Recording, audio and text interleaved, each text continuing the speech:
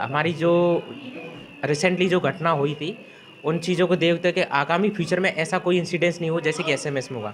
उसी के तेल हमने जैसे कि फायर सेफ्टी हो गया और सिक्योरिटी का हो गया और इलेक्ट्रिसिटी हो गया, इन चीज़ों को अपने वर्कआउट किया। तो हमने जैसे ही देखा कि काफ़ी सारी और अपने जो मेडिकल कॉलेजों में से और हॉस्पिटल से जो भी चीज़ें सारी हद तक ठीक है। फायर सेफ्टी सिस्टम अच्छे से वर्क कर रहा है। सेकंड नंबर पे साफ-सफाई के रिलेटेड हमने निर्देश दिए, कुछ हद तक ठीक है कई जगह, लेकिन अधिकतर जगह कुछ कमियाँ हैं। तो हमने कहा है कि जो साफ-सफाई का जो मैन पावर है, तो उसको मतलब उसकी कंप्लायंस के लिए आप बायोमेट्रिक मशीन का इंस्टॉल करो, जिससे कि जो भी वर्कर है वो टाइम पे आए और उनकी सैलरी टाइम पे दी जाए। अब इन्होंने कितना कर रखा है, कितना नहीं करते, सबसे मुख्य बिंदु यही कहा है कि आप बायोमेट्रिक अटेंडेंस ही देंगे। जितने भी आपके एम्प्लॉयी चाहे एजेंसी से लगे हो, बायोमेट्रिक के आधार पे आप सैलरी आउट करोगे।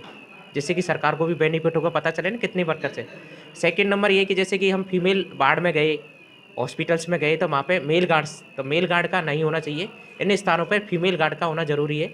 और ऐसे ही जो गर्ल्स हॉस्टल में, उसमें भी हम विथ इमीडिएट इफ़ेक्ट से फीमेल गार्ड को अपॉइंट कर देंगे।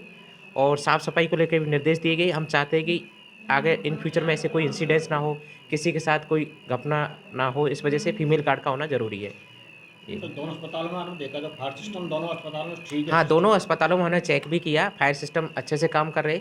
सिलेंडर के भी हमने डेट्स को चेक किया, प्रॉपर तरीके से डेट्स हैं उन पे। और हमने कहा है कि जो डेट्स है वो परमानेंट मार्कर से आप लिखिए और टाइमली चार्ट भी लगा देंगे कि ये फायर सिस्टम कब यूज़ हुआ है, चार्ट के भी निर्देश दिए। टाइम टू टाइम मंथली उसकी चेकिंग हो और एंट्रीज़ हो।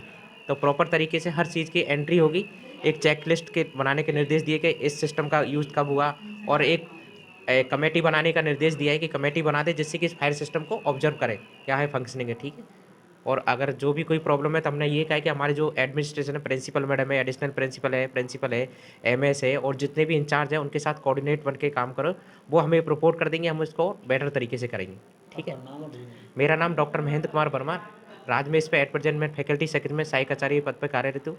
और अभी रिसेंटली मैं इस मेडिकल कॉलेज के लिए नोडल ऑफिसर के तहत काम कर रहा हूँ, ठीक है?